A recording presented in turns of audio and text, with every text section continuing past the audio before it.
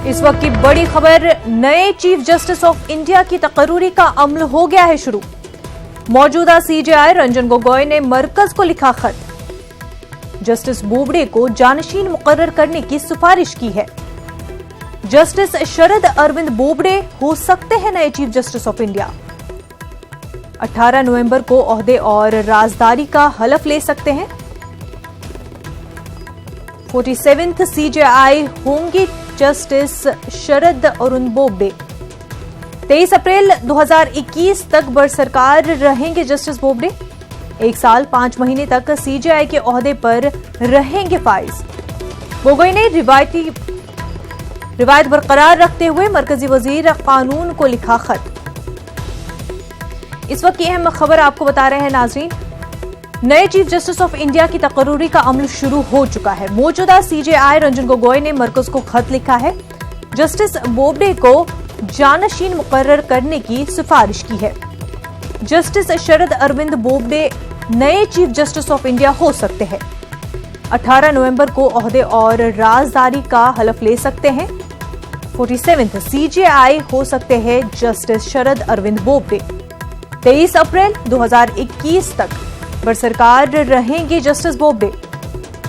1 साल 5 महीने तक सीजेआई के ओहदे पर फाइज रहेंगे। गोगोई ने रिवायत बरकरार रखते हुए मरकजी वजीर कानून को खत लिखा।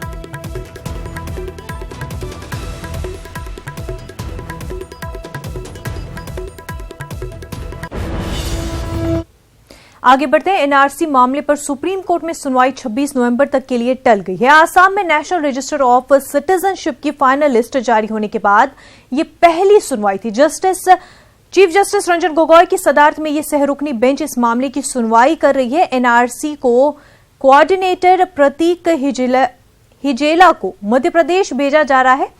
ऐसा माना जा रहा है कि प्रतीक हिजेला को उनकी जान के खतरे के पेश नजर मध्य प्रदेश भेजा जा रहा है।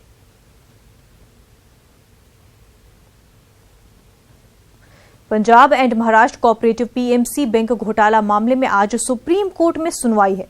गुज़िश्ता रोज सुप्रीम कोर्ट जल समाअत के लिए तैयार हो गया था।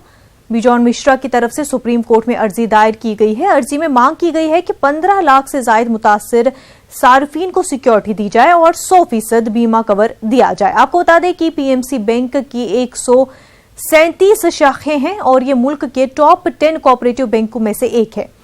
इल्जाम के मुताबिक पीएमसी बैंक इंतजामिया ने अपने नॉन परफॉर्मिंग एसेट और लोन की फराहमी के ताल्लुक से आरबीआई को गलत जानकारी दी है, जिसके बाद आरबीआई ने बैंक पर कई पाबंदियां लगा दी। उन पाबंदियों के तहत लोग बैंक में अपनी जमा पूंजी महदूद दायरे में ही निकाल सकते हैं।